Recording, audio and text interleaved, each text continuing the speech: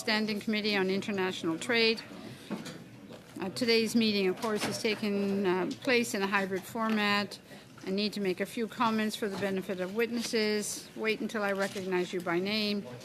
Ask all participants to be careful when handling the earpieces in order to prevent feedback for the interpreters. A reminder that all comments should be addressed through the chair. Any technical issues arise, please inform me immediately and we will suspend. Pursuant to Standing Order 1082 and the motion adopted by the committee, the committee is beginning its study of the CBSA Assessment and Revenue Management System called CARM.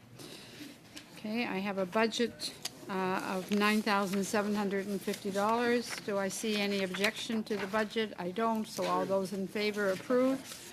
And there will be a confidential item distributed to the members for you to discuss at 5:30 in regards to the travel. If you can just quietly look at it, and we'll discuss it not at 5:15, at 5:30 though.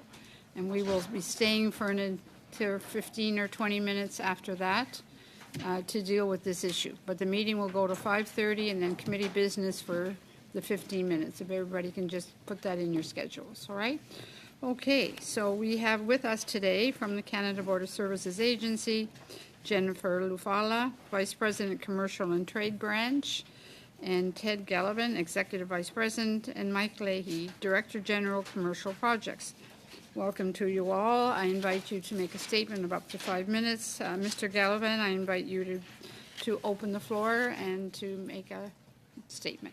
Good afternoon, Chair and honourable members of the committee. Thank you for having us here today. I'm Ted Gallivan, Executive Vice President of the Canada Border Service Agency, and I'm joined by Jennifer Lutfala, Vice President of the CBSA's Commercial and Trade Branch, and Mike Leahy, Director General of Commercial Projects. Au cours des 5 dernières années, l'AFC a connu. Over the past 5 years, the CBSA has experienced an unprecedented period of growth and complexity in our commercial and trade operations. Last year, we assessed over $39 billion in duties and taxes. The number of shipments and the value of e-commerce goods that cross our borders have increased substantially, with more than 132 million courier shipments last year. Borders, the volume and value of imports entering Canada on commercial trucks is growing. In 2023, we processed over 5 million commercial trucks into Canada. On the marine side, same pattern. The number of containers we examine continues to trend upwards, with a total of almost 1.5 million last year alone. Similarly, in the commercial airstream, we are dealing with and adapting to a surge in e-commerce goods. Dans le cadre de tout cela, nous accompagnons. Through all of this, we are also tackling new and evolving threats that are trying to penetrate our borders and endanger our communities, such as fentanyl precursors and other troubling products. Release Operations Support System, known as a CROSS, is a system we use ahead of releasing goods. We also use an electronic tool called eManifest to allow the trade community to transmit their pre-arrival information electronically through an internet-based portal. Across and eManifest, the two systems I just mentioned, are separate and distinct from CARM, which is our back-end accounting system.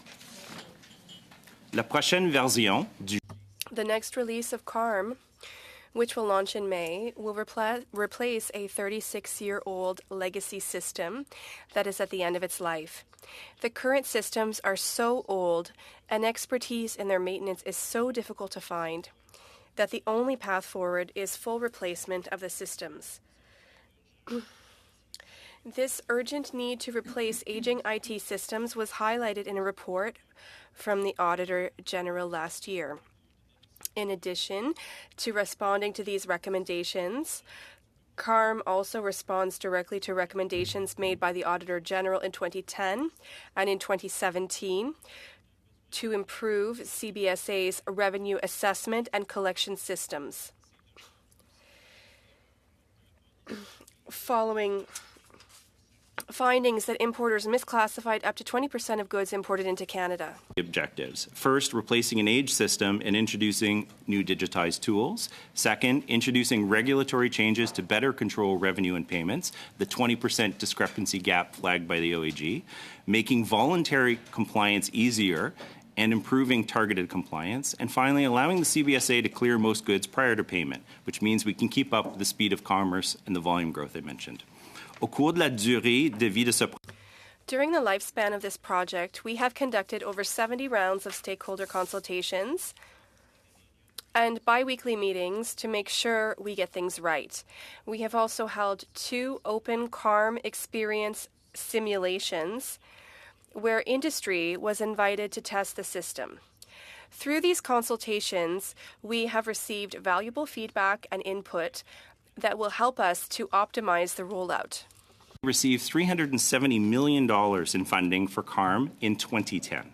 The project is being rolled out in sequential releases. This approach includes important contingencies so that goods continue to flow freely and the border isn't impacted. À l'heure actuelle, les petites entreprises doivent passer par un courtier. Currently, small businesses need to work through a broker or maintain a copy of paper records submitted to the CBSE in order to have a complete picture of their statement of account. With CARM, all businesses will be able to view their statement of account via the client portal 24/7.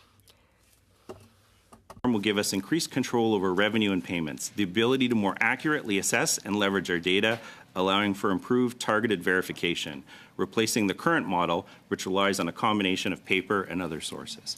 We understand that transitioning to CARM is a big change. With any big change, there is apprehension, and we acknowledge that there are partners in the business community who are concerned about this coming change. Afin d'appuyer tous nos partenaires, to support all of our partners and ensure a smooth transition, we have and will continue to allow additional space and leeway for transition planning, further testing as needed, and we have planned and forecasted for issues that may emerge during an iterative transformation of this magnitude. And funding to continue supporting our transition towards a more modern approach to collect duties and taxes on goods imported to Canada. There will be ongoing CARM releases. In closing, this committee's study provides us with another valuable source of input that will help us build and optimize a world-class assessment and revenue management system. Thank you. We welcome and would be happy to answer any questions from the honourable members. Thank you very much. On for questions, Mr. Seebeck, please, for 6 minutes. Thank you, Madam Chair. I don't share your optimism that you've just sort of talked about with respect to CARM. I don't know if you've seen the submissions that have come into the committee from stakeholders who are going to be using CARM, but every single stakeholder that has submitted something has said the system's not ready, it won't work, and it will have disastrous effects on importers in this country, and of course that means the Canadian economy. So we're going to delve into that in a minute, and I would say that after Arrive Scam, very few Canadians have any confidence in this government delivering an IT project on time. My quick look at this, and we're going to get some more details, is this is another Arrive Scam that's brought to you by the Liberal government. So when we look at cost, it is very hard to determine what the cost of this program actually is, which is also what happened in Arrive Scam. So when I look at this, I see an original cost estimate of $30 million, and now, from what I can piece together, is $528 million. So we're now at from $30 million to over $500 million that this has cost. So my first question is, what was the original cost estimate, and exactly how much has CARM cost Canadian taxpayers to date? Thank you for the question. The development of CARM was originally budgeted at $370 million. We have spent $438 million to date, and we have approved expenditure authority up to $526 million. Who are the contractors for this project?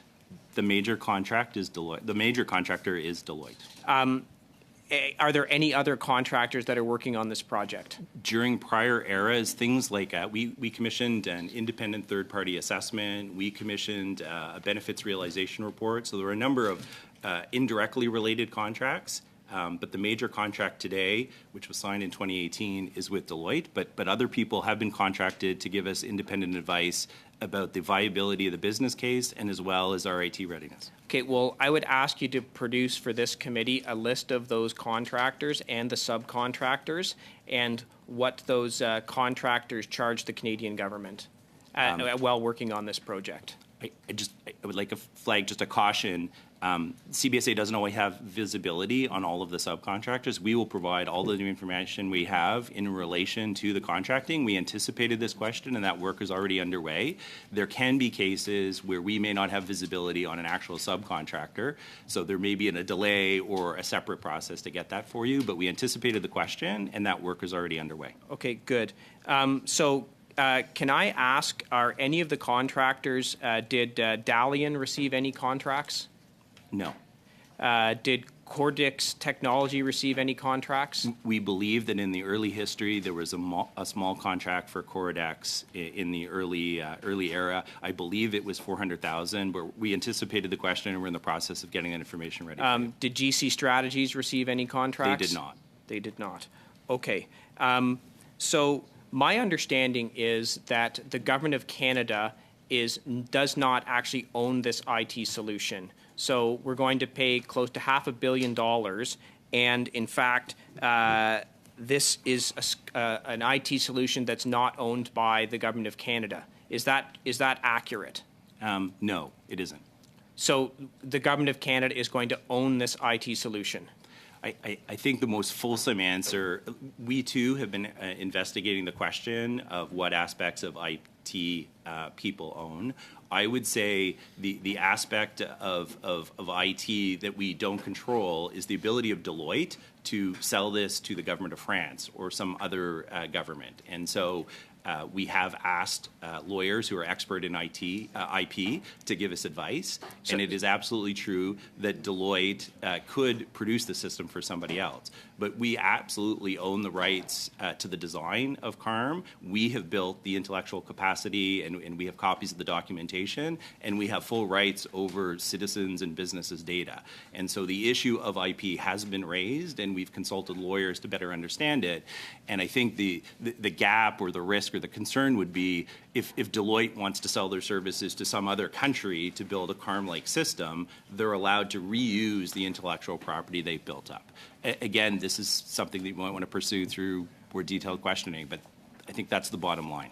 Okay. So you don't know whether or not there are parts of the solution you don't own? And I don't believe that was my testimony. Well, you just said some of it is, some of it may not be. You're asking lawyers what that means. That No, to me I means think you don't know what CBSA actually owns and doesn't own as part of this project. Sorry, before turning to Mr. Leahy, we were concerned with a question of intellectual property. We endeavored to inform ourselves. We own the intellectual property, full stop. Deloitte retains the rights to reuse the intellectual property is the best description I can give. Mr. Leahy is ready to jump in with a more detailed answer if you want more on this. Will there be user fees that we have to pay to any vendor, Deloitte or anybody else that's worked on this project as a result of this project? Again, I don't know what you mean by user fees. There is an ongoing maintenance cost to run the data and store the data produced by CARM, and so there is an ongoing maintenance cost related to the massive amounts of data that we need to store and ongoing upgrades. So if that's what you're referring Sorry, your time is up, yes, there is. Mr. Seebeck, I'm sorry. Mr. Sidhu, please. Thank you, Madam Chair, and thanks to Mr. Gallatin and your team for coming in today to make sure that our questions are answered.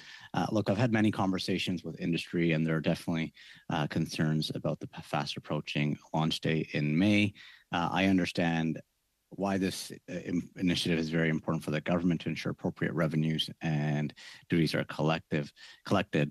My question to you is in terms of number of importers already registered on the new CARM system before the launch day. What is that number? Thank you for the question. I think part of the confusion relies between the 80,000 businesses that are active importers and the total of 200,000 businesses that have ever imported something, some of them maybe more than a decade ago. Where we are right now is businesses that represent 86% of commercial trade are registered within the CARM system. In addition, we've allowed a 6-month extension for people who aren't registered to continue to use it, and an additional 12 months for anybody who wants to use their broker BN. And so I can turn to Mr. Leahy for a more detailed breakdown of the 80,000 and the 200,000, but I think the key point is businesses representing 86% of the trade in this country are already registered. We have 6 months past go live date where you don't have to be registered, and an additional 6 months or a full year where you can use the broker BN. And those measures were in direct response to concerns voiced by industry. Mike, I don't know if you want to color that in. The precise number of CARM account holders is 56,000.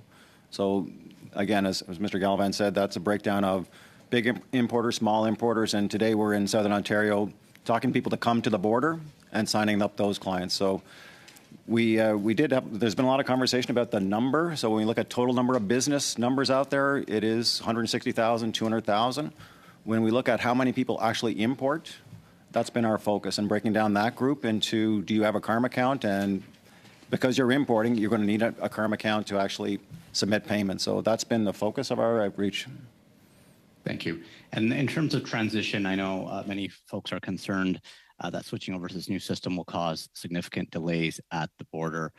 Industry also continues to raise concerns about the readiness of the IT system. How can you reassure these importers that we speak of that the transition to the new system will not create long delays at the border? The first point to make, as I said in my opening remarks, the two systems we actually use to release goods into the country are called Across and eManifest, and those aren't impacted. And so there definitely is a risk, and we share the concern of industry around the risk, but the risk is weeks and months down the road in the accounting systems, and we're working hard to mitigate it. The second thing we've done, I mentioned allowing brokers to continue to use their broker BN for a year. We've also agreed to keep financial security at $5K for an additional year, to not introduce additional change. There's a legislative provision regarding importer of record. We've agreed to make that a prospective change and not a retroactive change to, again, keep the space free of change and tightening. As I mentioned, the regs already allow 180 days for people to continue to operate without a business number. We've also heard from industry around payment extensions, and we've also heard from industry around additional time to test their systems. And so in those representations that were referred to, businesses themselves are saying they're not ready. And so we're taking a careful look at what additional weeks to allow businesses to get their IT systems ready might look like. And we're carefully considering what further transitional rules might look like. Thank you. And I know CBSA is taking on a new role of calculating duties and taxes, and that's also a concern from industry that are specialists in calculating duties and tariffs for many, many years now. Why is CBSA taking this approach? I would point back to our own analysis confirmed by the OAG that up to 20% of the cases on $40 billion are calculated incorrectly. But again, we're trying to be very sensitive in the approach. And so CARM itself will flag back and give feedback around the calculation being incorrect. And then kind of a three-tier process available to the business community. First, a ticketing process, an informal call to the CBSA indicating that they disagree with the calculation that goes right to people like Mike in the business unit. Second, informal recourse at no cost outside the court system where an independent unit within CBSA will consider their perspective on the correct calculation of tax. And then finally, third, ultimately recourse to the courts that we all want to avoid. No, and that's good for clarity because I know I understand the industry really well, and there's a lot of concerns in terms of the industry specialties, and so it feels like the industry is being penalized because of 20% of the misclassifications, right? And so it's good to hear that. And in terms of the system, can you tell me what other countries in the OECD are using this type of system? Or are there any other countries in the OECD? I mean, I think the U.S., U.K., and Australia, three G20 partners, are three that have developed similar systems. And I think it's important to note it is a bit of apples to oranges. Every country has a slightly different regime. But the U.S. spent $5 billion over 17 years. The U.K. spent $1.7 billion over 6 years. And Australia spent $800 million over 14 years to develop equivalent systems. We have an international benchmarking report that we're including in the package that we'll submit to the committee to inform your study. And if you can submit some more information in terms of the U.S. system and when they brought it in and how that's going on there. Thank you. Thanks, Madam Chair. Thank you very much. Monsieur Savard-Tremblay for 6 minutes, please. Merci, Madame la Présidente. Thank you, Madam Speaker. Thank you to all of the witnesses for your testimony. I'll have a lot of questions, and I'll ask you to answer yes or no, at least at first. We've heard testimony on a previous study, and we received briefs from external clients who saying that the solution was poorly designed. And so we need to build a new solution. Perhaps there is a problem with communication or review on what is built. Was there a systematic exercise to review the details of what the system was built on, yes or no? Answer. Generally speaking, yes. We had a lot of internal discussion to decide ourselves on just solutions. Generally, yes. They are public servants, employees who had the final say in all of the design of the system. Are all of the programs concerned by the agency? Did they participate in the exercise? I chair a committee that meets weekly, where all sectors of the agency are represented. Yes, all sectors. Thank you. Are the detailed functional specifications satisfactory to all stakeholders in the agency? Yes, we had good discussions internally about the final design, and the raison d'etre of the committee that I mentioned, we have a lot of heated debate on the internal design, absolutely. Does the contract contain a statement of work that details the requirements? Is the agency satisfied with that, and are your needs met? Yes or no?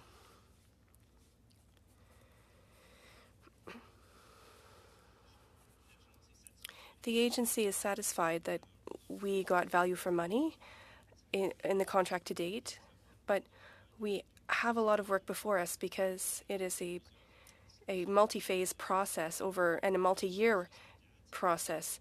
To date, we have had good value for money, but we need to continue to work on the evolution of the project through a number of phases and years. So not all of the requirements have been met. That's what you're confirming. Were the problems raised by the agency resolved? I'd just like to clarify the point because perhaps I misspoke. We had heated debates on the detailed business requirements, but at the end of the day, we decided on these requirements ourselves. So I'm coming back to my question. Were the problems raised by the agency resolved during the exercise? We have a list of concerns. The list is nearly down to 0, but there is a small number of situations that are being resolved. I think that you are referring to things that we didn't ask for, but after we had to ask about them. So yes, we have a list of things that we should have asked for and we didn't, and we are now updating those for 2025, 2026. Are there aspects that will be deactivated if they're not working, or is everything working well right now?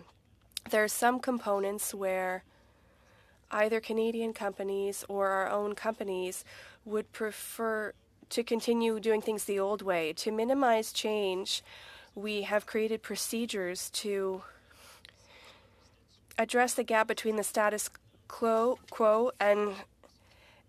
and there are some transitory manual procedures to allow people to continue doing things the old way because they deemed that it would be too much change in a very short time period, and that would represent too much risk. We know before using CARM, there would be other services. They need to receive certification. So by doing testing of the system to ensure that communications are working properly and that the agency is receiving the right information. What percentage of stakeholders have received their certification? That's an excellent question, and that is the challenge that brings us here today.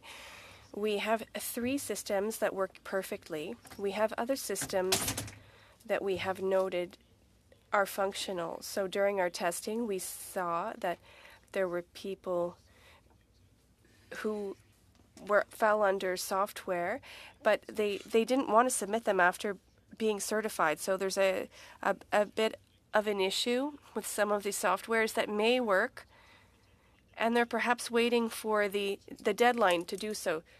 So inaudible for the interpreter. we have 3 products that work perfectly, and there are others are at 75%, and we're trying to address the gap between the 75% and the 100%. And we have just a few weeks left to finalize things. But once again, we have seen these software and during the testing, and we know that they could be certified. Is there a deliverable or a document that details all the specification, the technical specs that are functional in the system that will address all the issues raised by the agency on those specifications? We have the documentation that indicates the final version of the specs. We have a registry of internal debate, which will demonstrate the advantages and disadvantages in the final decisions. I would say yes to both. Mr. Cannings, please. Well, thank you. Thank you for being before us once again. I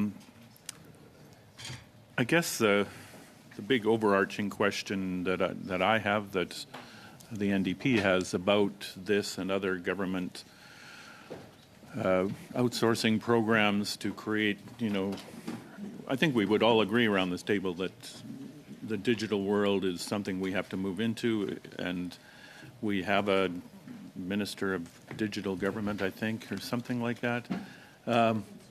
Something like that. So my question is, why do we keep outsourcing this? ArriveCan, CARM, why do we keep outsourcing it to a company like Deloitte? $500+ million, and there's concerns that it will balloon to much larger. For that amount of money, we could develop the in-house digital expertise within this government to do all that. I see Canada Post has just sold off their IT section to Deloitte. To me, this is a great disservice to the Canadian public and to the Canadian taxpayer. I'm just wondering why we have to keep doing this, and what was the decision to go to Deloitte made when we should be developing these services in-house in the Canadian Public Service. It would save us money. We could sell it to France if that was the case. I'll throw to Mr. Leahy for the rationale on why Deloitte, but I'll say 2 things up front. First, the CBSA has already reduced by 25% its reliance on external contractors, and we have plans to further reduce our reliance on external IT contractors in 2024. I'd also like to clarify, your point remains, but I'd clarify it was 182 paid to Deloitte, and the rest of the money spent has been spent by public servants. And so 100% of the money isn't going to Deloitte. It's 182 million to Deloitte, but we take your point, and Mr. Leahy can talk a bit to the rationale about why Deloitte. The original rationale was based on capacity within the agency. So new technology, sitting on a new technology platform, how many people do we have in the agency that know how to do that work? And the decision was bring in an expert, bring in an outside. We're hosting this on SAP. SAP experts are difficult to find. We don't have enough in the agency. Let's bring in an expert to do it. The progression from there, like what we're seeing the CBSA embrace or take over, are the business functions, like analytics, like how do we use the data to do our work? That's a function that we're looking at. What does Deloitte do versus what do we do? And that's, I think, the growth potential. We can take ownership of business functions where we'll use the data from CARM, we'll use the analytics capability that came in, and the reliance on the consulting firms would dissipate. So the 182 million that's paid to Deloitte is not going to hire any new people to do that. Do they have that capacity in-house? To me, I'm a bit skeptical that they're not going to be subcontracting out with that money. And again, it's something that we should strive, because the future is there. We're going to keep doing this. We had ArriveCan, which cost a tenth of this, and I don't know. I'll put that out there. I think to address a couple of points that have been made, like in our testing, in our own system integration testing, we had a question of a load, and could we take a batch file with 10,000 or so transactions? And I think that's a case where we saw the value added of Deloitte's global network. And so we were having trouble with the system performing and chewing through huge volumes of transactions.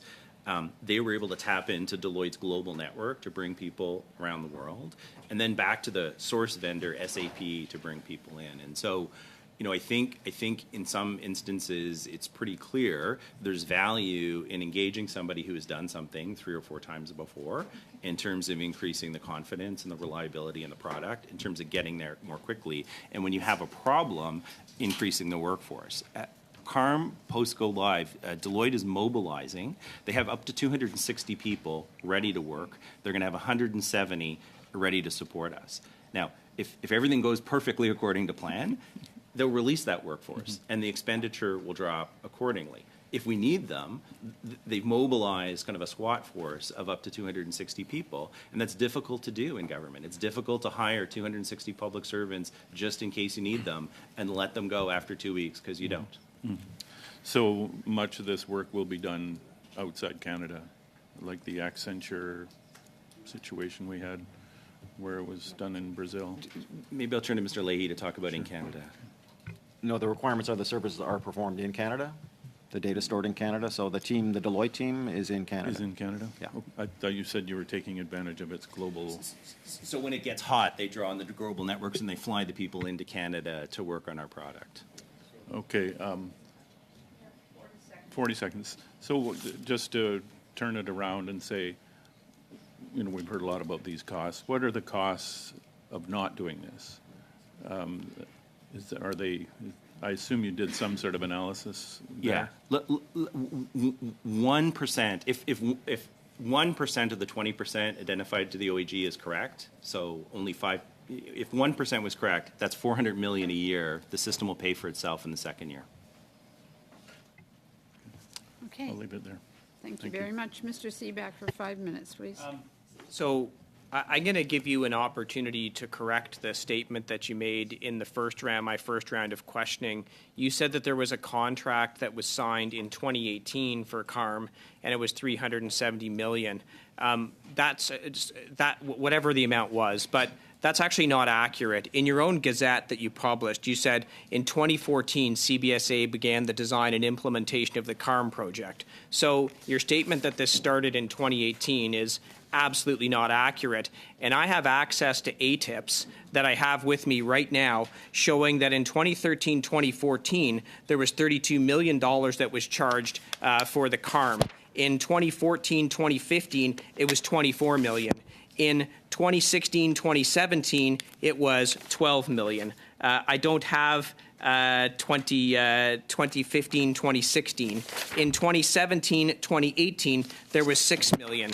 So, sir, you have just made statements to this committee that at best are not accurate, and at worst were an attempt to mislead the committee as we're taking a very serious look into CARM.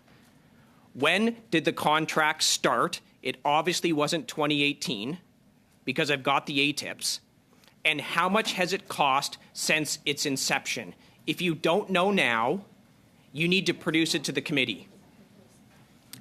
I'll just repeat my original statement. I'm quite confident that it was correct because we anticipated the question and we were prepared for it.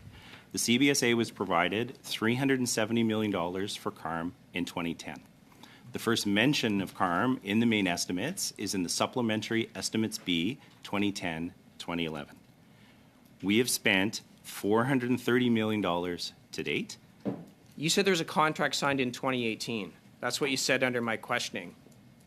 But obviously, there were contracts much earlier than 2018. That's what you said. You said in 2018 there was a contract.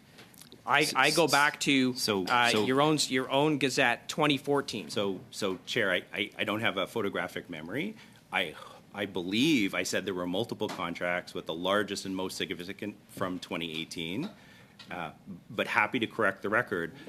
We should have been clear, and I intended to be clear. There were multiple contracts, and I believe if we quickly look at the blues, I would have said there were multiple contracts, the most significant being 2018.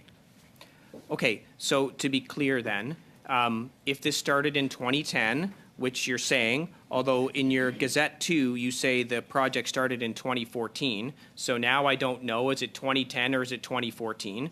You're saying 2010. So just to be clear, we want every single contract that was signed from 2010 to present including any subcontracts that you also would have signed or that you're aware of. And we'd like those produced to the committee so we can finally try and see what the actual cost of this. I now want to move on.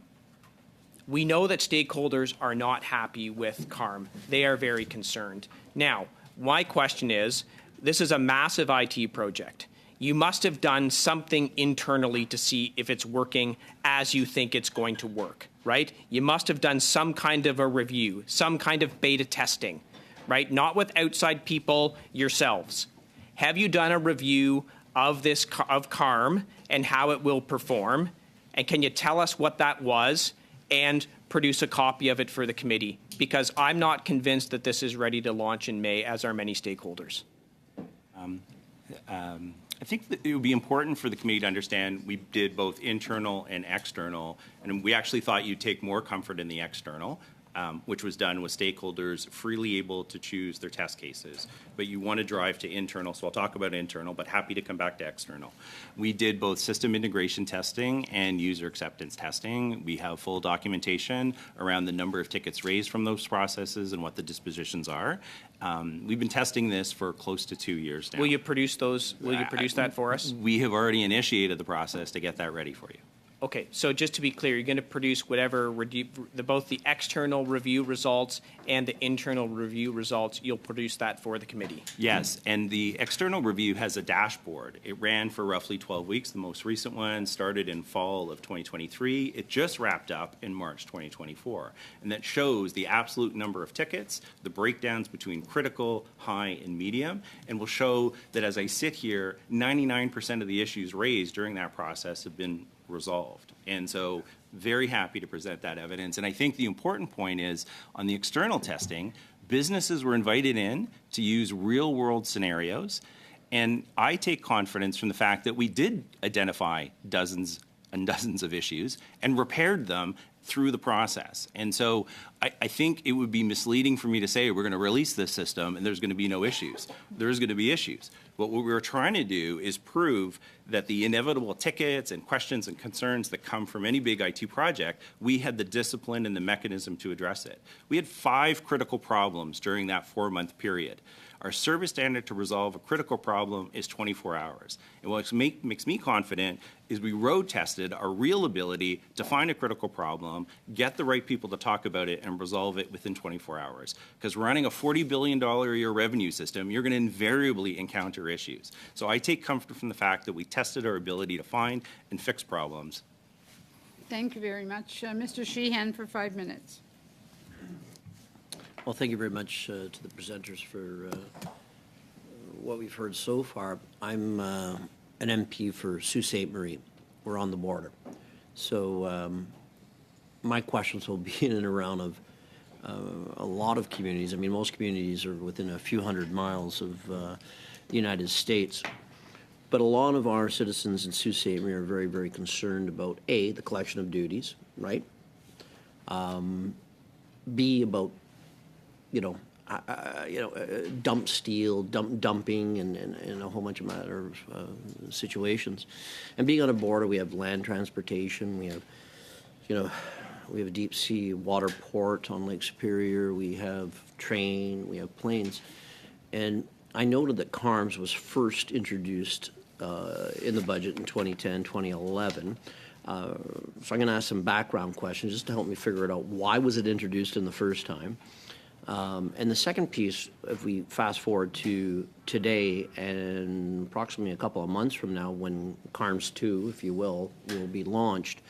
And so I'll pause there. I'll let you answer some of those questions so far about the duties that have been collected since 2010, 2011, and how it has functioned over the last few years. And how it lends to not only the revenue side, but also how it helps people understand how dump steel or other things are kept out of this country. I'll start with, before jumping to Ms. Lafala, Think about a cash importer, casual importer, doesn't deal with a broker, they do it themselves. Right now, CARM provides a bit of an online portal, like you'd have with your online bank account, that lets you almost becomes the de facto electronic record keeping for a super small business. And so what CARM allows them to do is declare their importation ahead of time before they get to the border. It allows them to pay electronically up front. And back to the question about future releases, in a future release, we'd actually produce a receipt so that small importer or cash importer doesn't have to get out of their truck or car. They'll just present the record that they've declared and paid up front, and they'll cross the border. So it's going to expedite wait times at the border? It will contribute to expediting wait times by letting those small businesses not present to secretary and deal with an officer. I think allowing those businesses to pay up front will certainly alleviate congestion, and I'll just turn to Ms. Litfalla for a second. And I would just add to what the Executive Vice President has already said. Within the CARM system, we're hoping that there will be better compliance with trade-based rules, and therefore that the accounting and the duties and taxes that are owing are paid right up front.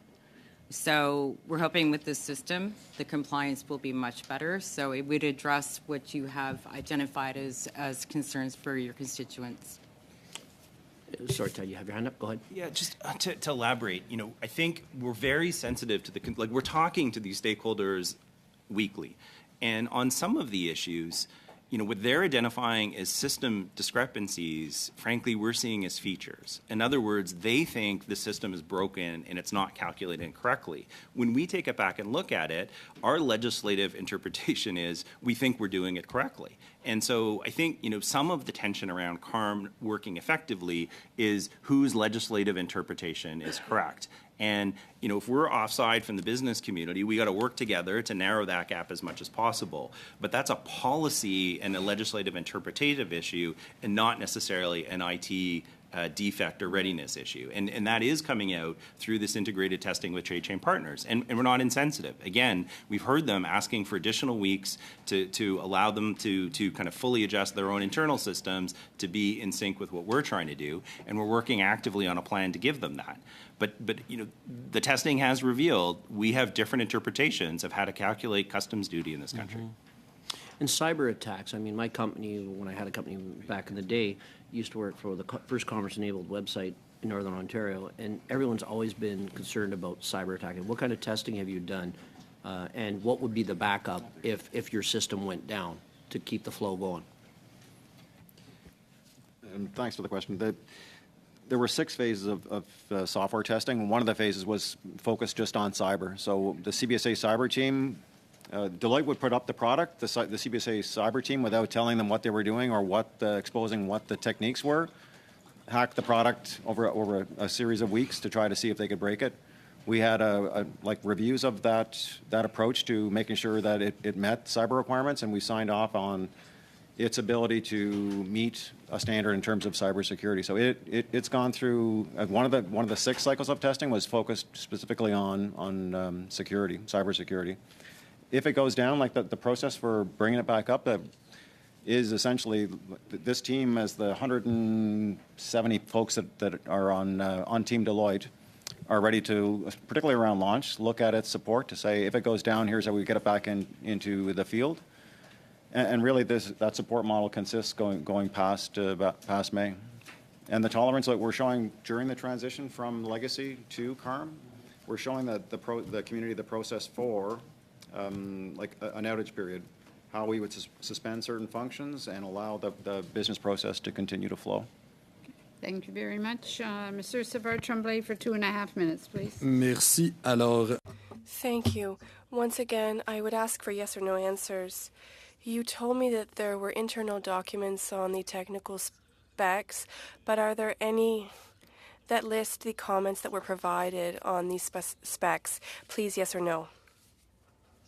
Yes. Is there a document that establishes the link between the detailed technical specs and the business needs as mentioned in the initial statement of work? Yes. Thank you. Is there a document that demonstrates whether the agency feels that needs were met? The document exists, and a third party reassured us of the fact, so we have at least 2 reports to confirm this. Do you commit to tabling those 2 documents before April 8th, unredacted, and if necessary, to ensure that redaction is minimal, and to send an unredacted version to the analyst? The only concern that I have is that I'm not a lawyer. I don't know whether I'm in a position to assess the redaction, but yes, but I'm not a specialist. But could an unredacted version be sent to our analyst? We won't see it. I understand. Could you table it with committee before April 8th, of all the documents signed or not? When you say deliverables, when you're talking about documents and contracts, I'm sorry, are you talking about tax authorizations under contract? All of the deliverables for the system. Yes. Thank you. Can you also table the final internal report of the last testing of CARM as soon as it is ready? Yes. Madam Chair, I would like to ensure, I thank their witnesses for their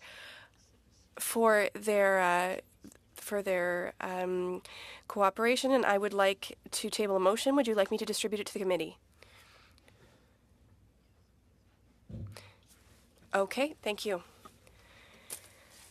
It will be distributed to you in both official languages, given that CBSA is currently working to implement a registration system called CARM for importers and partners in the supply chain, specifically named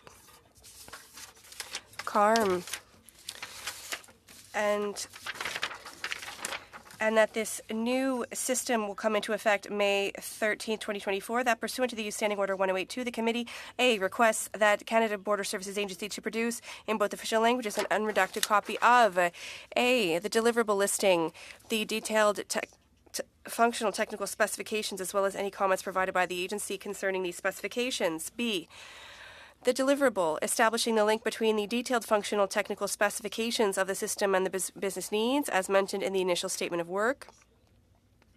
C, all documents demonstrating which business needs from the statement of work the agency considers to be met by the current solution. D, a list of all deliverables signed and unsigned and their status quo as to whether or not they have been signed. E, the internal final report of the most recent CARM testing simulation as soon as it is ready, provided that the documents are filed with the clerk of the committee no later than 15 days following the adoption of this motion. And B, once the documents in A have been received by the members of the committee, that if it is not possible to send an unredacted copy of the committee for a valid reason, they be forwarded directly to the parliamentary law clerk, who will then give his opinion on the need for redaction to the committee. And C, once the documents in A have been received by the members of the committee, that the committee invite the President of the Canada Border Services Agency to testify for a 2-hour meeting in order to answer the committee's questions about these documents.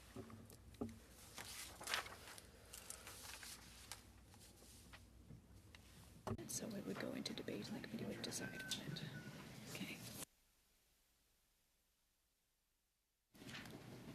Okay. Is anybody, this is open to debate at this point. Does anybody wish to review this or discuss it? Yeah, it's a lot, so.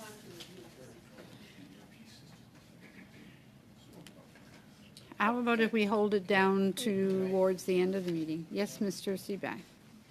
I was just going to suggest it is a detailed motion. I do support it, but we have the government officials here today. It's important that we hear from them and not get into lengthy debate. So could we perhaps put this over until Thursday and deal with it on Thursday, at Thursday's meeting?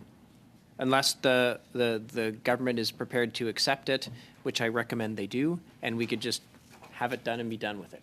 I just don't want to have the committee interrupted with debate. It's too fast for me to. Well, why don't we just hold it off till Thursday? And this is not fair. There's a lot here. and I think the committee needs a chance to review it. Is that okay, Mr. Savard-Tremblay?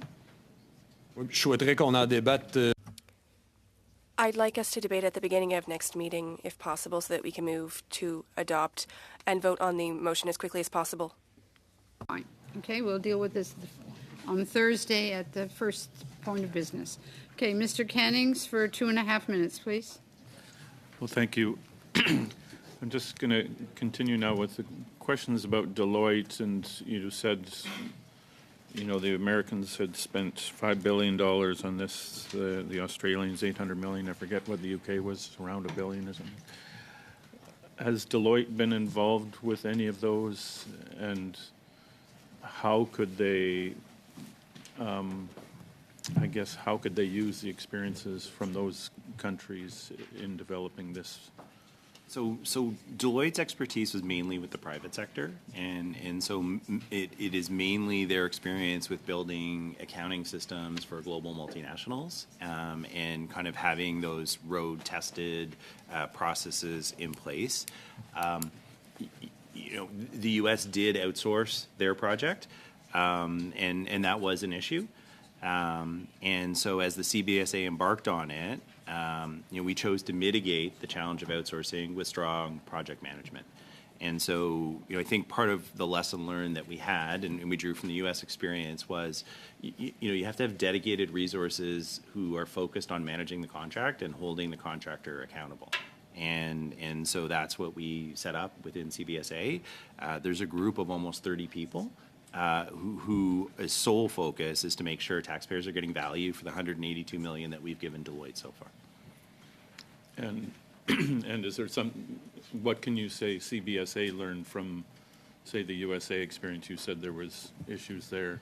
Yeah, I mean, thank you. I think the question around, you know, 17 years, 14 years, and some of the representation you're having from businesses today is the time for consultation has to end. And at a certain point, you need to freeze the design and then move into testing and implementation.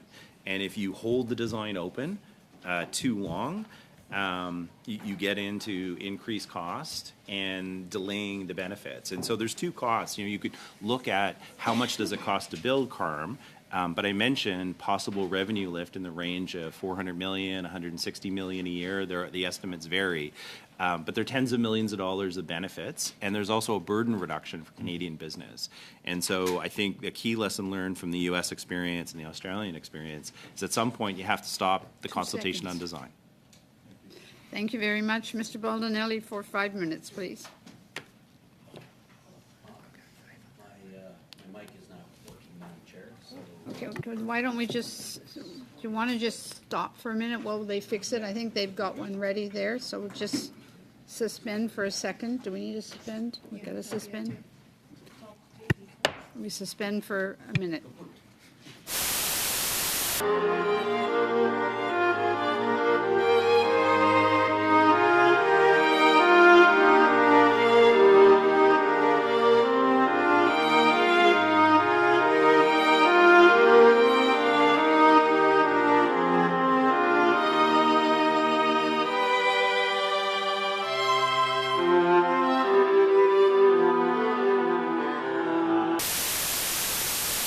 Apologize for that profusely. The mic seemed to have gone off.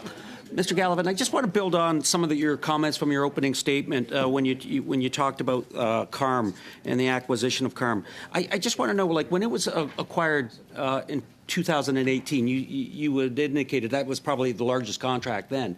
Was that sole sourced, or was that a competitive procurement process? It was a competitive process. Okay, now going back to the contract, because you indicate now, and I mean, it's 2024, and you're still trying to determine, and people are still trying to determine what the government owns and doesn't own. I'm just looking at a copy of the contract here, and it just says under Section 1.4, the grant of right of use of the solution. And the contractor grants to Canada the right to access and use the solution, which includes all rights for internal users to access and use the solution for government purposes as defined in the SOW. So, I mean, I could go on there, and then even on 1.7, it talks about ownership of intellectual property for contractor furnished software. And it talks about Canada acknowledges that intellectual property ownership of the contractor furnished software incorporated into the CARM Phase 2 solution belong to the contractor or its licensor. So my question is this. I mean, you've indicated we're spending to date about $430 million, and we're talking from 2018 to 2014. Should not the government have figured out by now what it owns and doesn't own in regards to CARM? Thank you for the question. I think what we're talking about is an investment in a multi-year project, an investment that we are confident in having an ROI. A question around intellectual property emerged.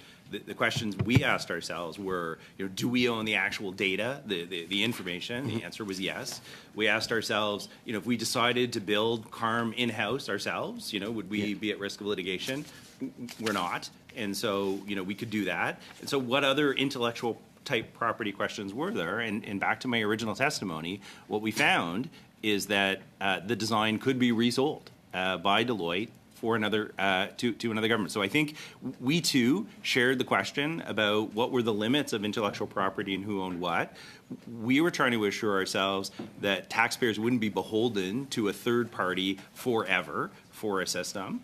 And we've satisfied ourselves that for multiple years, we have a fixed price maintenance contract with Deloitte. And so there's that's in the what, 36 million? That's correct. Okay. Now, quickly, if I could. Now, who determines whether the government's received good value for the money that it is spending? It's an excellent question. We did 2 independent benefits realization reports where we had third parties confirm to us that the benefits were positive. But again, the OEG talked about a 20% discrepancy. If there's a 1% discrepancy on the $40 billion a year, that's $400 million a year in additional revenue. Our own regulatory package talked about $160 million, so it's easily in the tens of millions of dollars at a very low marginal lift in terms of compliance. Now, when you look at the website, I just Googled, CARM process, you found some of the old archived web pages, and they talk under their vision statement, CARM vision statement saying the vision of CARM is to deliver a globally leading customs experience that is customer-centric, and then it just continues on. But like my colleague had mentioned earlier, I've never been inundated as much as I have since I've been here in 2019 on any other committee topic by stakeholders having their concerns expressed to us. And they're concerned about this drop dead date, May 13th, and the implementation. I mean, I was talking to one individual, and they say to me, there does not exist the ability for an importer to access an itemized receipt through the CARM client portal, which breaks down the duties and taxes calculated and invoiced by the CBSA at the transaction level. Essentially, CBSA has created a platform where they issue an invoice to an importer at the end of each month for payment without providing any back up to the importer, supporting how CBSA arrived at the specific duties and taxes owed by the importer for each transaction invoice.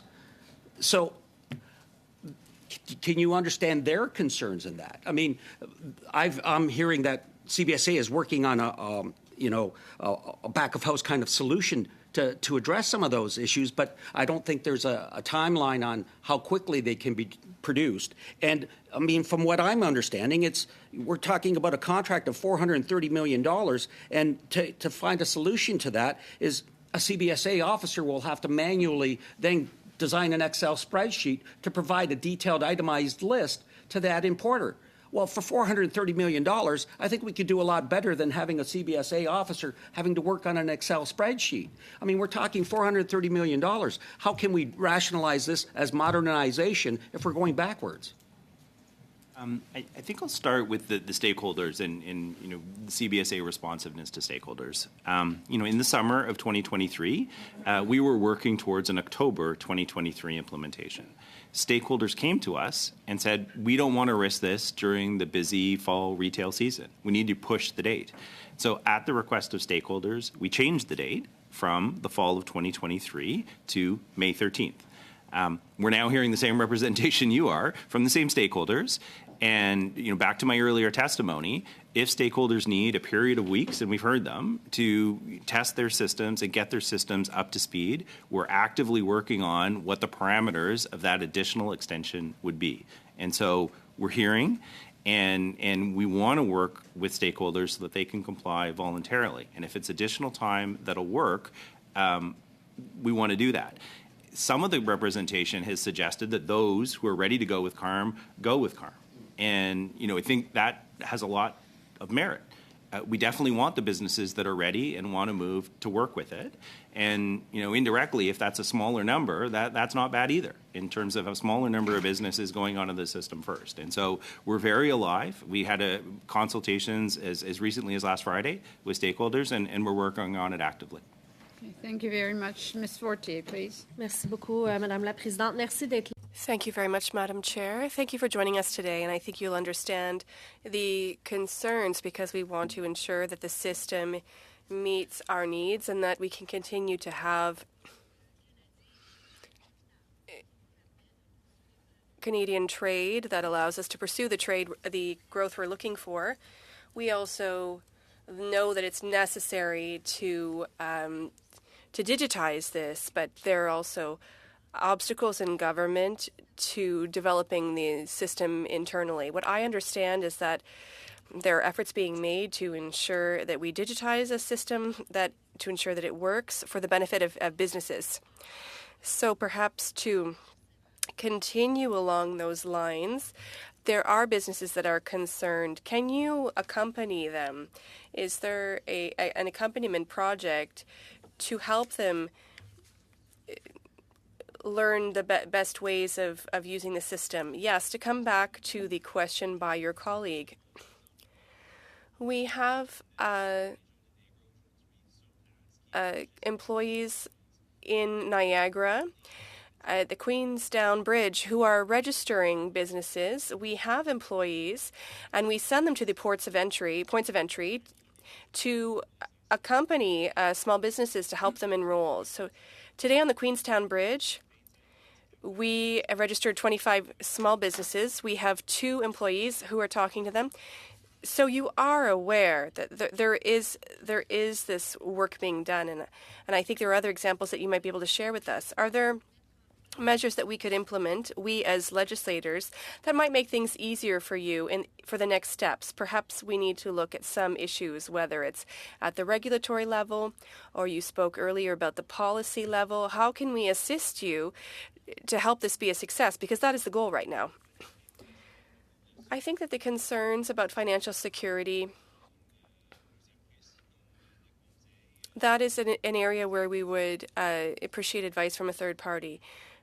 We have a system that allows us to import goods without payment at the border.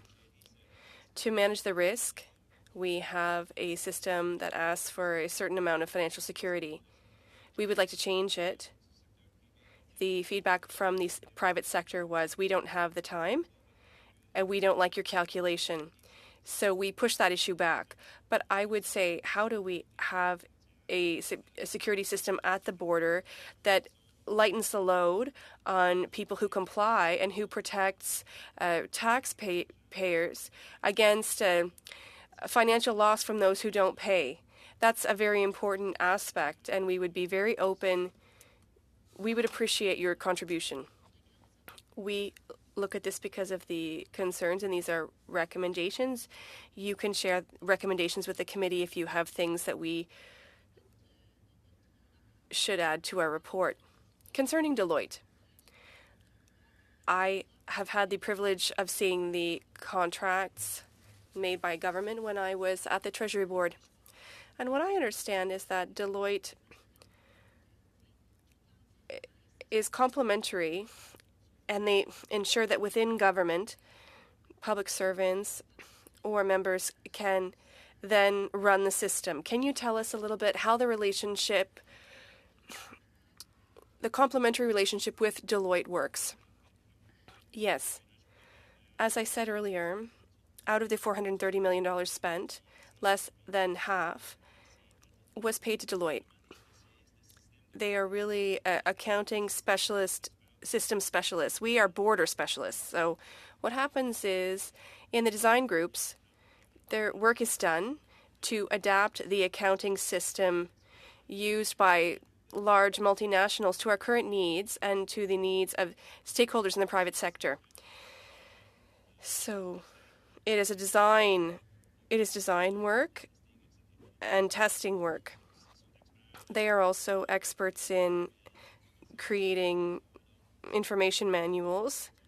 They give us a brute product that is used, a crude product that is used elsewhere, and then we tailor it. So in terms of knowledge transfer, we need to ensure that the system can be run internally after the fact. That is the goal, yes. That's the response for intellectual property. We built it. Over half of the investment is in public servants in the federal government, and we invest in our people and our knowledge.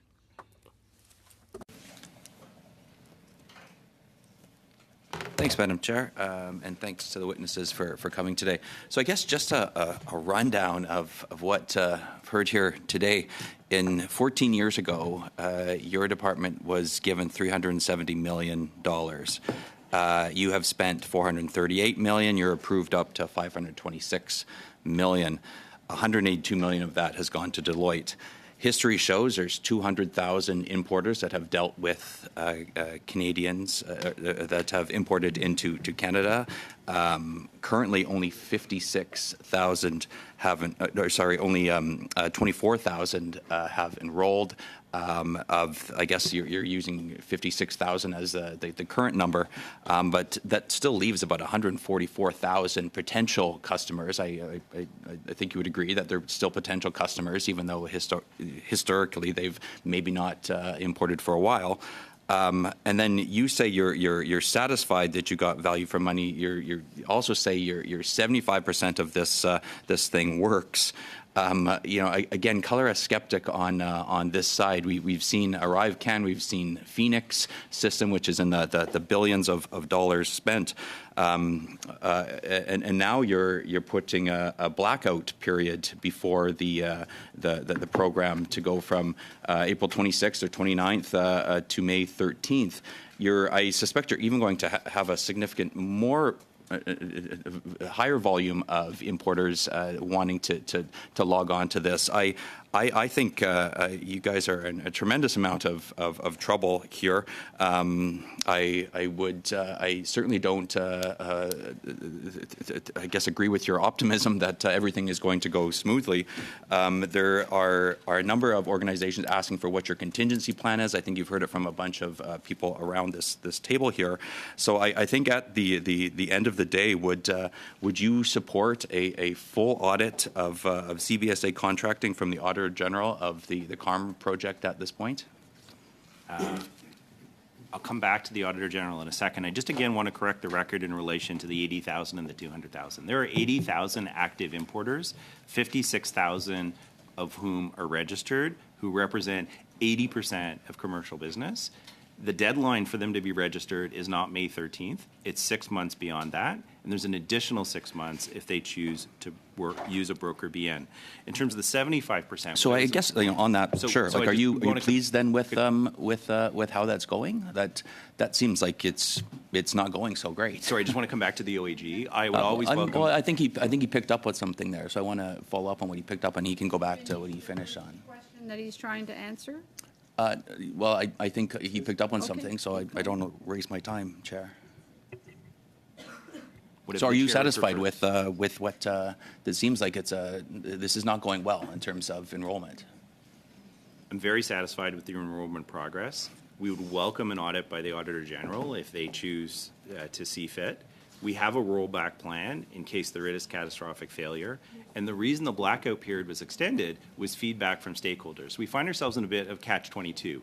We had a 10-day blackout period, and we wanted to roll over for 10 days. Stakeholders were nervous. They thought that's not enough time. We extended it, and now we're getting feedback that 16 days is too long. And so we do feel a little bit of in a catch-22 where there's a request from stakeholders in an effort to be responsive. We act on it, and then we're criticized for acting I think on feedback from stakeholders. with all due respect, like I think you're hearing from stakeholders because again, this going back for 14 years, like there's obviously not a comfort level that this is going to go smoothly. So when you come here and you say that don't worry that everything's going to go fine on May 13th, and if it doesn't, we'll figure out what happens then. If I'm an importer at this point in time, like I would be very nervous, and quite frankly, the reputation of Canada is at stake with when we start dealing with issues like this in trade. They'll just look somewhere else to go. So I don't think the optimism that you brought to the committee today necessarily is reflected with a lot of the stakeholders that we're hearing from.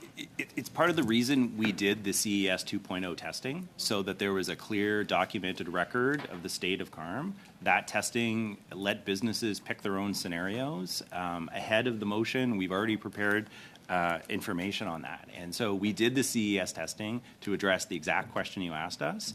Our testimony today is we went through that, and virtually all the issues identified by business themselves have been addressed. Well, then what's Plan B if technical difficulties happen? We do have a rollback plan. A rollback plan. That's correct.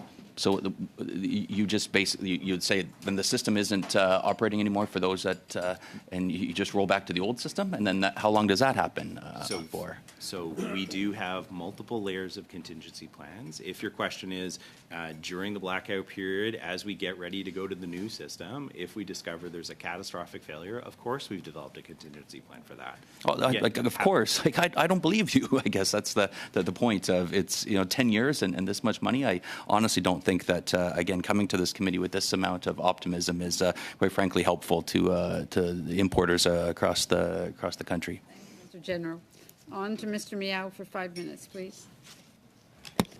Thank you, Madam Chair, and thank you to the witness for being here today.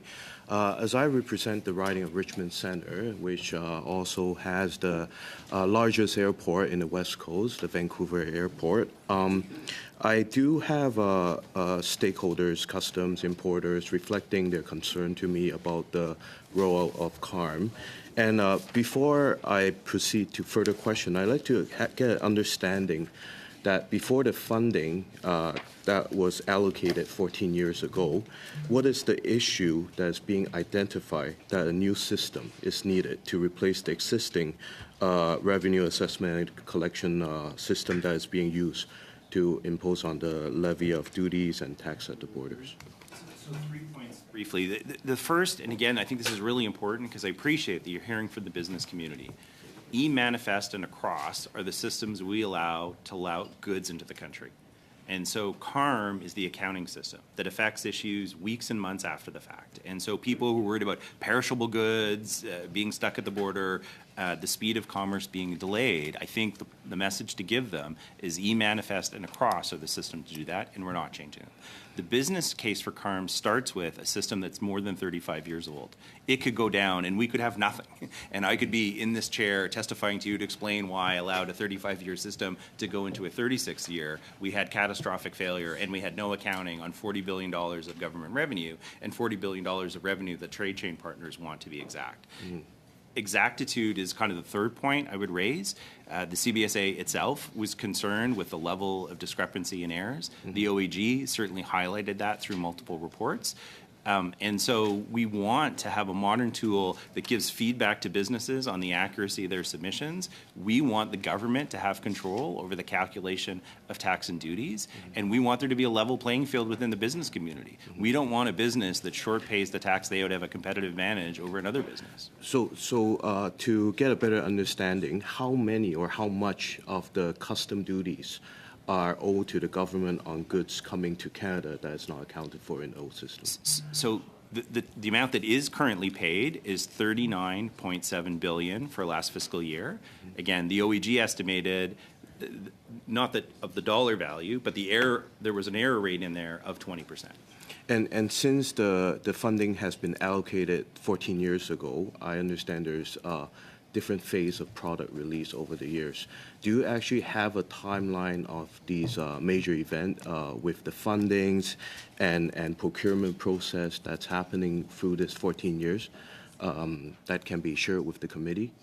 Yes. As you pointed out, CARM 2.0 is actually the 6th release of CARM.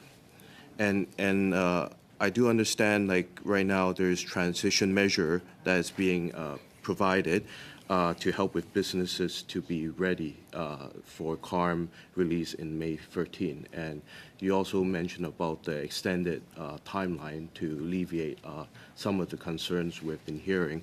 What would you feel that is most important to ensure the goods being released in a timely manner after the CARM is being used, the new system?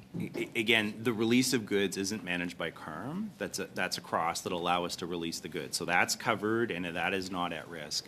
I think delaying payment is more significant than delaying the submission of the accounting documents. And so in listening to representation from industry, our internal discussion, we're feeling a bit more hawkish on a payment extension. It's nearly $1 billion a week, and there's a time value for money there, and it's taxpayers' money.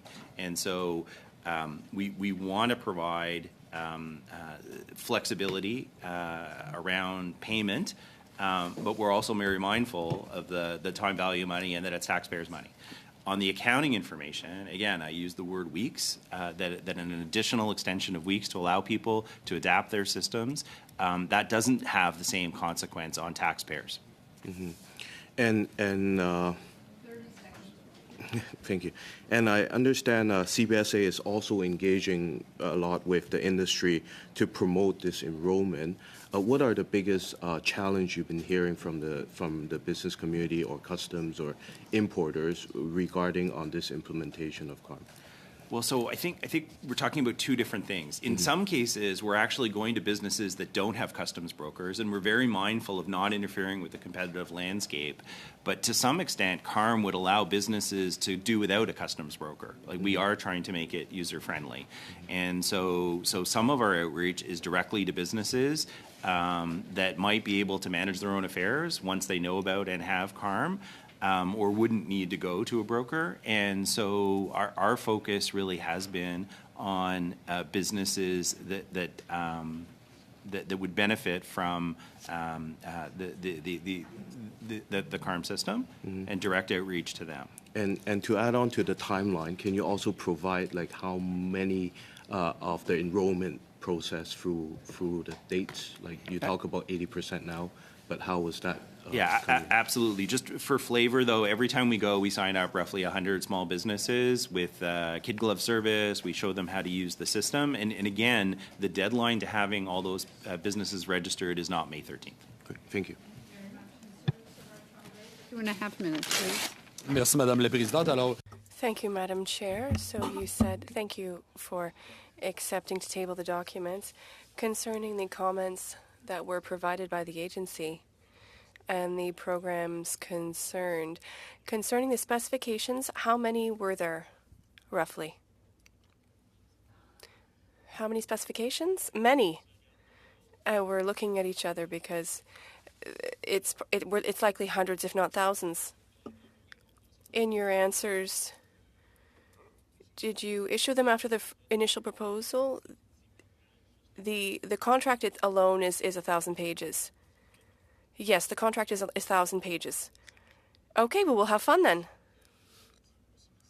You also said earlier that there were some problems with respect to certain modules, despite the fact that we ran out of time, because we're running into mid-May soon. What were the misses in the 12 weeks of testing with the industry?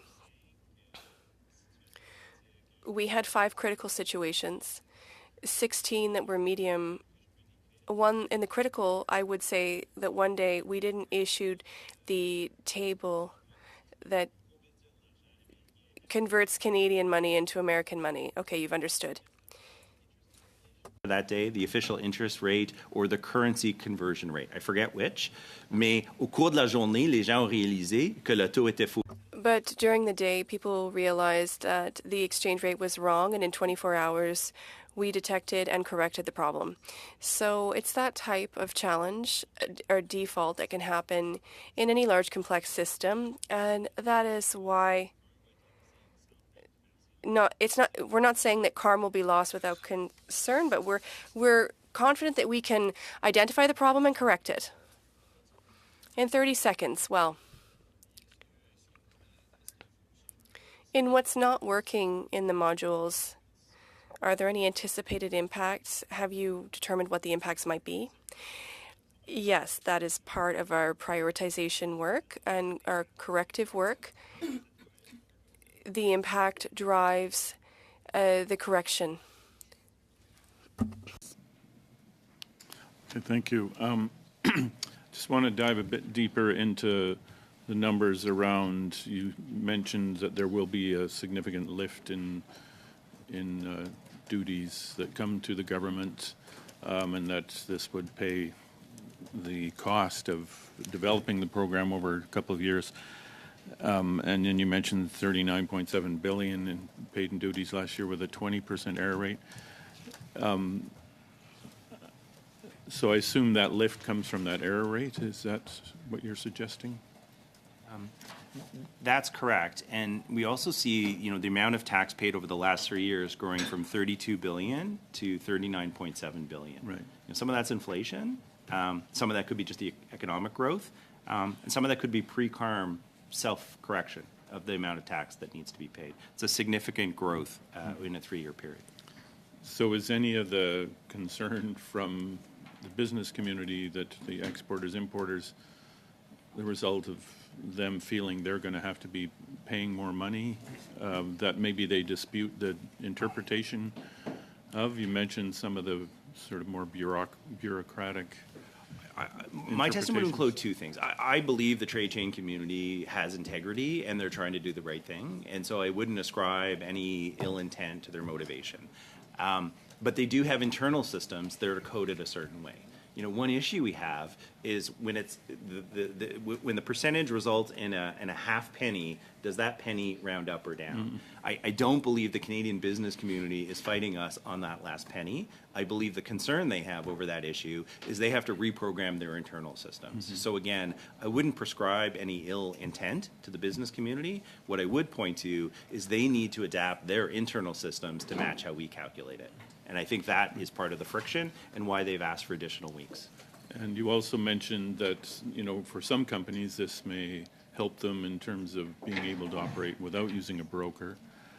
How significant would that change be? How much change there will be in kind of the broker, exporter, importer ecosystem, and, how do brokers feel about that? I think we've been very mindful of not interfering with the competitive landscape, but also needing to offer a product for small and medium enterprises. And so we definitely have a vision where small businesses who import once or 2 or 3 times a year, they can deal directly with the CBSA and they don't have to go to a broker. I think the broker's value added would still be around this audit and compliance thing to have a greater sense of assurance. And so I think the brokers will still have a value-added proposition for Canadian business. Our mandate is to make sure that if they want to work without a broker, we have a system that helps them comply voluntarily. Okay. Thank you. Mr. Seebeck. Great. Thank you, Madam Chair. I just want to go back to some of the contractors and just see if you can answer some questions about that. So I've got a list of some of the ArriveScam contractors. I just wanted to see if any of those were included in this. Tech Systems, Inc., did they get contracts? Do you know? I came prepared for Calian, GC Strategies, and Cordex. I'm not happy to get that to you offline, but I wasn't prepared for other businesses. Okay, Donna Kona, Inc., you also don't know. MGIS, Inc., you don't know, but you'll let us know. And 49 Solutions, also don't know. Again, Chair, I anticipated the question on the 3 firms that were top of mind, and I was ready for those. We're happy to get back to you offline about the others. Okay. Did you have any staff augmentation companies that were paid as a result of this, much like with ArriveScam?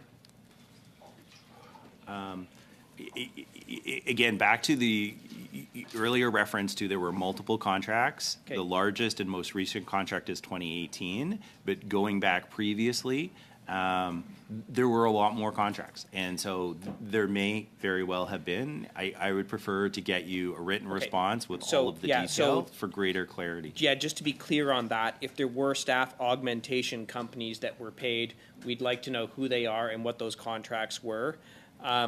did you do an investigation to determine if there were no government employees who were getting contracts, much like under the Arrive Scam program? So, Chair, where the CBSA is at is all of our active contracts. We have taken the name of everybody on active contracts and are pursuing any discrepancies or concerns. We have found employees doing work for us who are listed in GEDS as if they were government employees. We don't know if the error was listing themselves in GEDS, which they shouldn't do as a contractor, or if they're employees. And so we're at phase 1, active contracts. Phase 2 will be historical contracts. Our intention is to pursue any funds that can be recovered. So appreciate the point. We're at phase 1, active contracts. So and in the active contracts, have you found any government employees that received contracts in your phase 1? We have a number that we're concerned about, but we don't yet have confirmation. And of the how employment soon will you contract. get that confirmation back to the committee? We are working as expeditiously as we can. We share the same concern you have. Okay. So I just want to I want to go and talk about something else. You just talked about a contingency plan, a rollback, which I find interesting because I've received a message from some industry stakeholders as this committee hearing is going on, because as you can tell, they're very concerned. And this is what they said. They have no awareness of any contingency plan. In fact, all they saw was a very skim PowerPoint presentation. So no industry stakeholders are even prepared for this alleged rollback plan. So how can you come to the committee with the confidence that this is going to work when industry has almost no knowledge of this alleged rollback plan or how it would work? So, Chair, let's talk about the rollback during the cutover period. The consequence on industry would be the status quo. And if I'm to take their representation at face value, they would be very happy because that is they've been hoping the status quo is retained. And so during the 16-day cutout window, which really has a 10-day critical path and 6 days for contingency, if we encounter an issue during that period and need to roll back, the procedural impact on stakeholders is the status quo that they've been used to for decades, and which I believe they would prefer. And so that might explain the lack of detailed documentation. They would be operating on the status quo. So you'll go back to the old system that's currently in place. That's the rollback contingency plan. Go back to where it was before CARM. Again, Chair, during the conversion period, there could be, I want to give you an honest and complete answer. And so there is a world where we would extend the 16 days. So in other words, I use the word significant issue. So I just want to finish and make a nuance. We have more than one, I guess the point I'm trying to make is we have more than one contingency plan. One of the contingency plans would be retaining the system. Okay, but there's more than one. That there is. Okay, but that's the point. Industry stakeholders are saying they're not aware of any of these other contingency plans. I mean, you say they go back to the old system, but I'm not going to debate it with you. So I understand that the data security for this is going to be outsourced. It's not going to be done by the Government of Canada. If so, because I'm out of time, who's that contract with?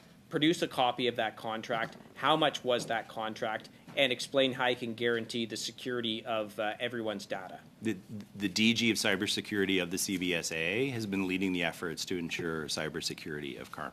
I understand that, but I want you to confirm that you're going to answer my questions. If there's a contract for that outside data security, who that contract is with, how much that contract is for, produce all the contracts and subcontracts that relate to that. Can I get a yes to that, please? Sorry, I didn't. Well, the things that Mr. Seaback has asked for, if you can do your best. Confirm that you'll provide. I just want to make sure I understand. It's a little bit. Will it be captured in the blues? Like, will the yes, the blues will be very specific on what Mr. Seaback. I just don't want a confusion over what the request is. No, exactly. We don't want that either. So understood. Okay, Mr. Sidhu, for 5 minutes, please. Thanks, Madam Chair. And look, having spent 13 years in international trade consulting, I've got a few scenarios to throw out at you, at the witnesses, and just kind of want to hear your feedback. So a custom broker, for example, submits a shipment for clearance using a cross. Does that shipment after May 17th, I think that's the date, get automatically rejected by customs? And if it does get accepted by customs, On the back end, the accounting side, the importer of record, which is the business, is not set up on CARM. So how would the accounting with the duties and taxes be sent to the broker? Would it be over their existing system? Because on CARM, the importer record is not set up. Like how does that kind of come together? Okay, so in terms of the first part of your question, the Across will continue to be used as a means of clearing and entry into Canada. It's the back end of the system that is changing, which is the accounting side. So there are two different transactions, if you will, when it comes to a commercial conveyance coming into Canada.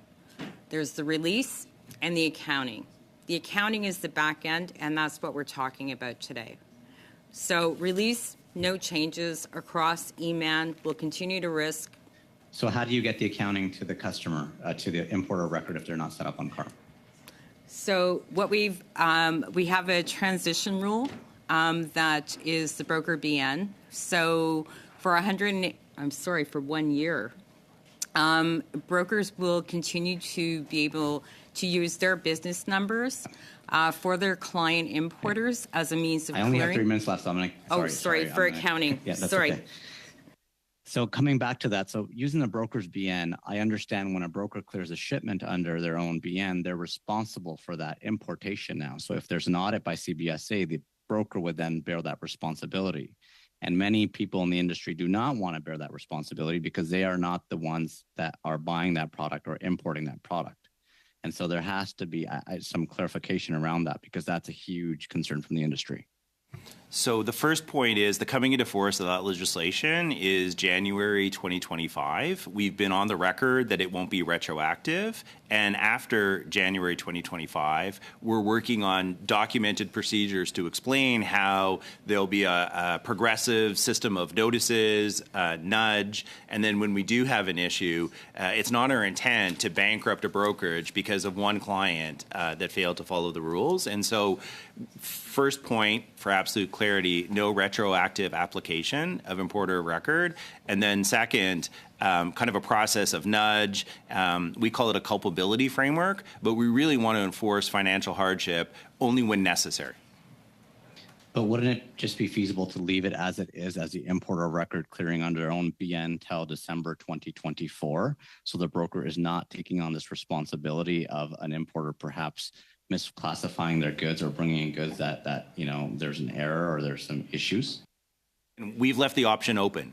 And so if a broker wants to insist that all their clients have a BN, so the business takes the risk, that's open, or the model where the broker continues with the status quo. And again, that's us not wanting to interfere with the private sector and their business models. But the only way for the client or the importer record to use their BN is to be on CARM. Otherwise, it would go on the broker's BN because the CARM accounting wouldn't show up otherwise. It's kind of... That's correct. And there are roughly 275, 300 major brokers in Canada, so it's not a huge number, and that's not where we're experiencing issues with registration. Okay, and quickly, I've got less than a minute left. Can we know a number of companies testing the software for this new CARM iteration? And my question to you is, what is CBSA doing directly to reach out to importers of record? I know you're at the border, but from my experience, 13 years international trade, most businesses are not hand carrying their goods at the border. They're hiring transport companies. And so can CBSA not work with CRA and say, if you've used your RM 0001 account, your importer account, you have likely imported in 2023. So here's your letter to let you know to register on CARM. Has CBSA done that? In terms of businesses, there were 44, 45 main players representative, a little bit skewed towards the major players, but across all sectors and sizes that tested thousands of transactions. In terms of the outreach, yes, we had contemplated CRA, we had contemplated mailouts, and again, back to the testimony, we're at 86% now. May 13th isn't our drop-dead date. And so as we move through the summer months, mail-outs and collaboration with CRA are definitely options we would use. Okay. Thank you. But I would hope you'd reach out directly to importers because right now it seems like you're putting it on industry and stakeholders saying, reach out to your clients. And so I think that's an unfair proposition to put on the industry stakeholders. I think CBSA can hopefully, and encourage you to do a little bit more reaching directly out to the importer of records because you have the systems, you know who's importing, and I think that would be very beneficial to get more importers on board. Okay, thank you very much. Mr. Baldinelli? What happened to CBAC? Thank you, Madam CBAC. Chair. And I just want to build on what my colleague had just talked about in some of the issues, the importers. Mr. Gallivan, you talked about it in some of the changes that are required, that CBSA, but also we have to look at what our stakeholders and our importers are doing. And say, for example, the CARM portal will require many of Canada's top importers to perform internal IT modifications to support CARM. This will require stakeholders to allocate resources and budget to schedule IT changes, test the changes, and implement the changes. These take longer than the 60 days that CBSA is providing before CARM goes live. So are we providing enough time for the stakeholders to be ready? Most stakeholders, especially the large ones, have known about this for many, many years. And so there has been abundant opportunity. In fact, they were parties to the design. And so many businesses have known about these changes. We had a firm implementation date in the fall of 2023. And we changed that date very close to the deadline. And so I believe businesses have had extensive periods of time. Back to my earlier testimony, if an additional period of time is necessary, we're listening and we're working on the parameter of additional time. But in fairness to those that are ready, and this is back to the competitive landscape, we're very mindful that some businesses and players in the market are ready for CARM. Yeah. And so we don't want to disadvantage their commercial market, their market share. And if I could, again, we're talking 2018, $182 million to Deloitte. So how many times since that, over that past 6 years, has the contract with CBSA, to reprofile funds or enlarge the cost of the project in contract with Deloitte? Has that taken place? Have changes been made over those 6 years which have changed the scope, provided additional funding to Deloitte? And if that is the case, would not another procurement be needed? I think the most significant change was changing the date, the timeline. And in part, it was stakeholders seeking input around the design. And so at its earliest, this ought to have been implemented in the spring of 2021.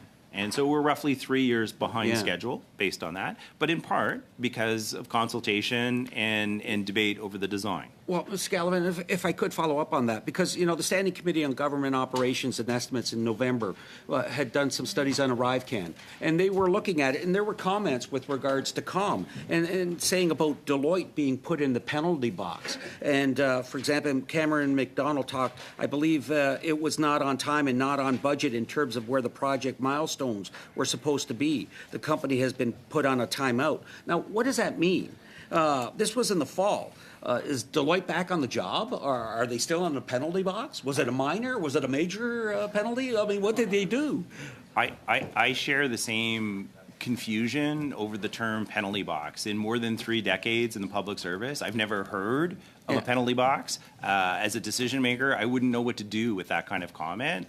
I have no idea where it came from. But so you can confirm that Deloitte has been continually working on the CARM project since that time? There has been no delays because of it?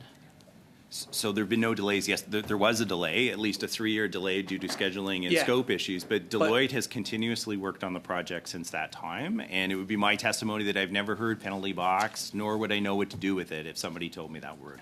Okay. So, Madam Chair, if I could at this moment, I'd just like... Oh, we got time? Okay. All right. And just secondly as well, finally, if I could, Mr. Gallivan, and just about talking about the 56,000. Is it 56,000 to be correct? Have registered, but have they seen the functionality? Are they aware of what is coming on May 13th? To a great degree. From my understanding, when you talked about weekly, talking to the industry weekly, yet the TCP working committee was created, system was already developed, and the industry advised that there would be no further changes. So I worry that you've got a number of people that aren't going to be ready. You may have registrations, but are they ready for the functionality of the system? So it's our 6th release, and so when people are registered into CARM, they do have access to functionality, and because we are on our 6th release, many businesses have been using CARM for years. Yeah, okay. Madam Chair, is that? No, that's fine. Okay, thank you very much. Mr. Sidhu for 5 minutes. Thank you, Madam Chair. And if we can get Mr. Gallivan to say on the record, is there going to be penalties for those that have not signed up by May 13th? I know there's dates flying around, 6 months, 1 year. What is the grace period? Maybe I should turn to Ms. Litfala to make sure we're absolutely right, because I think that's an important issue for businesses. So, Jennifer, can you? So in terms of, I'm just going to go through some of the transition measures and give the applicable date so that we're all on the same page. When it comes to the broker BN, usage of the broker BN, that has been signed off for 1 year. So for 1 year, brokers can continue to use their business number as a means of accounting for their client importers. When we're talking about the RPP, and forgive me for giving you an acronym, that's release prior to payment. That will be for 180 days. Now, with respect to the registration in CARM, is there a drop dead date of May 13th? If you are going to be importing into Canada, yes, you have to be registered for May 13th. And so what happens if you don't register by May 13th? You can continue to use a broker as well. If you choose to import on June 17th, you should be registered by June 17th. So the day you're going to be importing, you should ensure yourself that you are on the CARM system. Okay, and so June 17th is the date that, if somebody submits a shipment after June 17th, it means it could get stuck at the border? So there would be an issue with respect to the accounting, yes. So it could get stuck? It would not get stuck. Okay, so Cross would release it, the accounting would be afterwards. Yeah, let me, if you don't mind.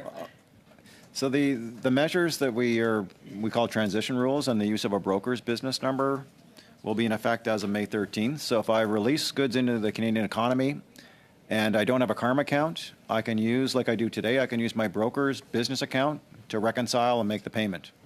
So that process is available for a year. And that was the big concern from we heard from industry is the border's going to shut down because I won't be able to bring goods into Canada because I don't have a CARM account.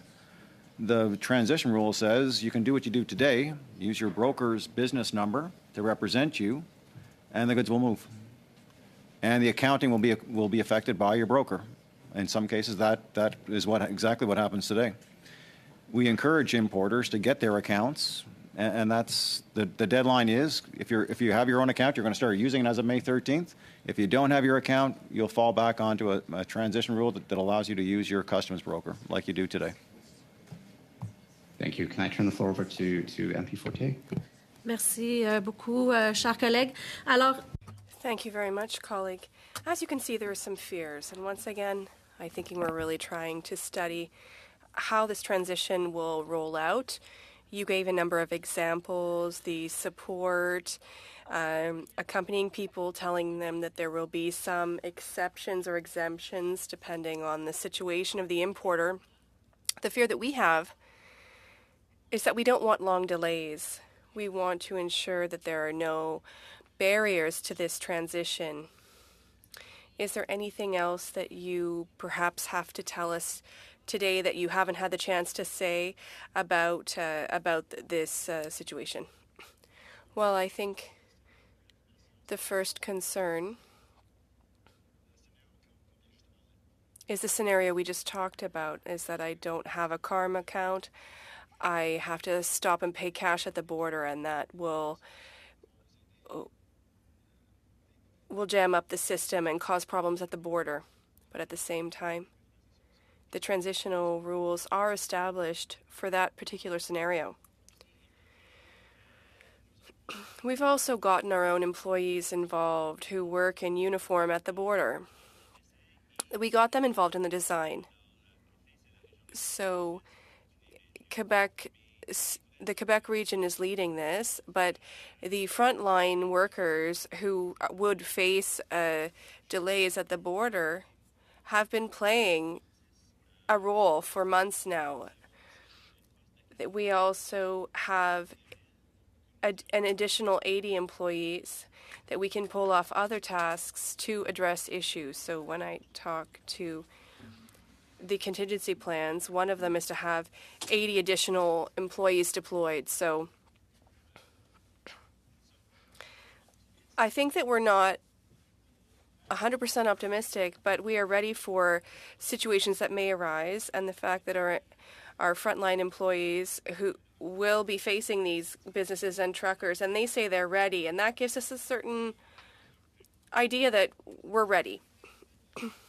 Thank you. Mr. Savard-Tremblay for 2.5 minutes, please. Madame.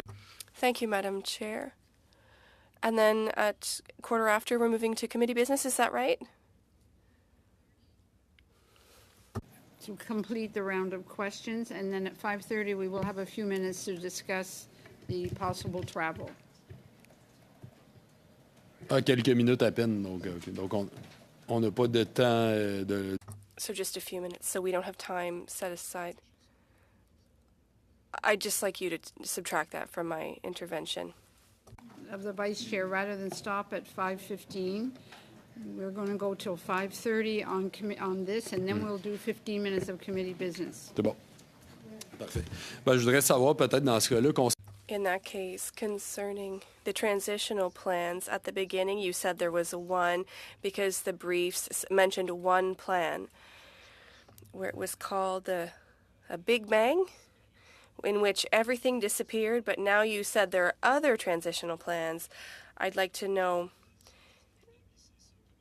how did you establish these? How does it work? Why is there more than one transitional plan that rests on another? Thank you for the question. First of all, there were 5 phases, so we tried to reduce the scope of the change with modules that have already passed. Secondly, there will be future modules. I would say concerning the contingency plans, the concerns may arise after the 16-day transition. We have to keep a copy of the previous system and implement the new one. The number one plan, if we miss our goal by a day, our contingency plan is to inform all stakeholders. It's not the 13th, it's the 14th. That's okay. Second contingency plan, it is possible that a module doesn't work. Okay, we have a contingency plan for that. Another contingency plan is at the 10-day mark, we have done only 5% of the data transfer. That's a major problem. That is the contingency plan that comes back to the former system. So we are prepared for a range of concerns. Once launched, we have other contingency plans, one of which is confusion at the border. We explained, but we haven't touched the current systems which affect the border, our accounting system. If people have questions, we can mobilize employees, so on and so forth. So there are levels of contingency plans that try to address all situations that could arise. 2.5, please. Well, thank you. I'd just like to talk about you mentioned that the U.S. has brought in a system of this, it costs $5 billion. I assume that Canadian exporters are confronted with that system, and are these often the same companies that are importing things back in? And just I'm wondering what feedback you've heard from them. Yeah, I mean, I think it's true. The global multinationals, I would mention the auto sector in particular. There are auto parts in Canada that can cross the border multiple times per day. And, part of our bilateral discussion with the Americans, with Department of Finance and Treasury in the U.S. is around harmonization. And so, I think the key message we get globally is if tax authorities can kind of get their act together and consolidate the rule set. An American was actually recently elected to the leadership role in the World Customs Organization, and we're hopeful during his 5-year term to kind of push global standards around trade. And so the global multinationals are definitely interested in a common global rule set. and the Canada-U.S. aspect is particularly important. So in regular conversation with the Americans, I would say e-commerce is a particular area where the rule set is still catching up with the reality on the ground. I mentioned that the courier shipments had more than doubled to over 100 million a year. And that's a place where as recently as January, we had a briefing on the Americans in terms of regulatory reform. And so I think, back to the mandate of this committee, with colleagues in finance and elsewhere, we're very active to have the rule sets be the same, which allows the IT systems to be the same to reduce friction at the border. Thank you. Mr. Seaback, please. Great, thank you very much. How many of the 60,000 registered CARM users have seen the new CARM functionality that were the subject of the last two rounds of updates that will be the version that's used on May 13th? My information from industry stakeholders is it's 350 out of 60,000. Do you consider that to be sufficient for the latest version on May 13th? Well, again, I confess to not being a lawyer. I'm not a statistician either, but we took great pains to have a representative sample of businesses in Canada to make sure that small businesses, medium businesses, brokers, express couriers, multinationals were covered. And so, my testimony would be we took great care to make sure it was a representative sample. And so just, I'm running out of time. So your position today to the committee, to Canadians, is that this is going to be a success on May 13th? My earlier testimony was I took comfort in our ability to detect and correct problems. And so my testimony would be we have contingency plans, we have extra resources available, and we've tested our ability to detect and correct problems. That's the real test of an IT system. Those of you who've been involved in large-scale IT systems, even after 5 years, you're detecting issues. So our test and our barometer is our ability to manage, detect, prioritize, and correct dozens of problems in real time with input from stakeholders managed through a service provider. Okay. Madam Chair, I'm going to move the following motion. Given that the carbon tax puts Canada in a competitive disadvantage on the global market, jurisdictions such as the United States do not have a carbon tax, giving them a competitive advantage. This competitive advantage could draw businesses to the U.S., hurting Canadian businesses, and that the federal government is planning a 23% carbon tax hike on April 1st, and that the committee report to the House its recommendation to spike the hike and axe the tax. What we're dealing with right now. No, we're in committee business, and so I'm allowed to move a motion. So yes, that's my motion. You are.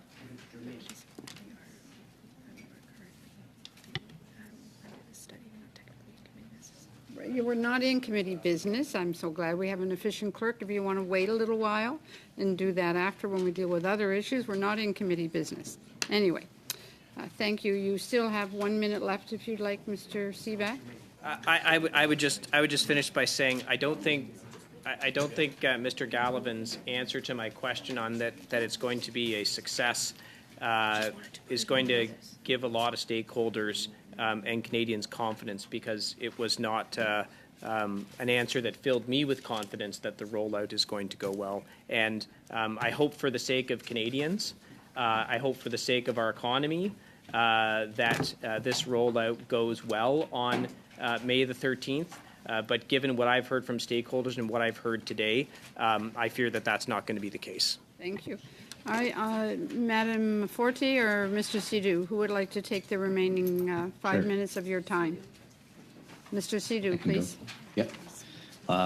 So my question, for one of the biggest changes here for the importers of record, or the businesses that are doing importations here, they are now required to get a customs bond or a release bond.